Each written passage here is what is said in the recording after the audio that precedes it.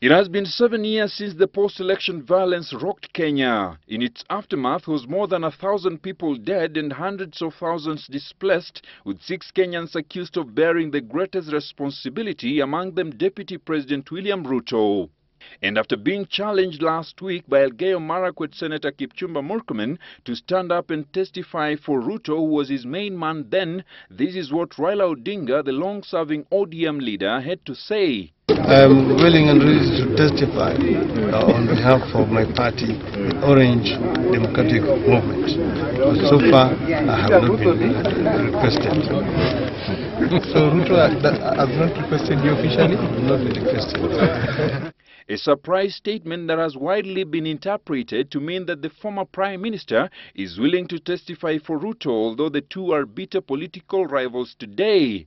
Odinga's remarks also revived memories of the bitter war of words between him and Ruto's supporters, who have been suggested in the past that Odinga knows much more about what transpired during the violence and should be made to answer for it.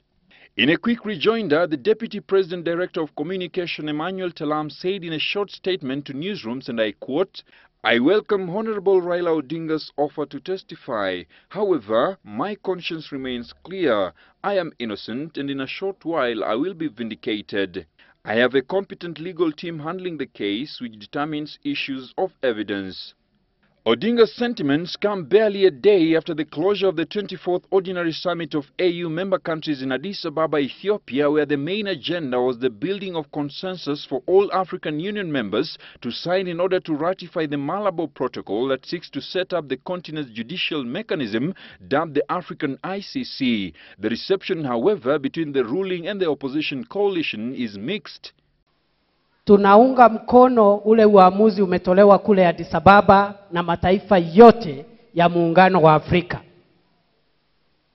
ya kwamba sisi kama watu weusi, black people of the African continent, tumechokeshwa na matusi na madharau na kufanyiwa mambo ambayo hawafanyiwi watu wengine.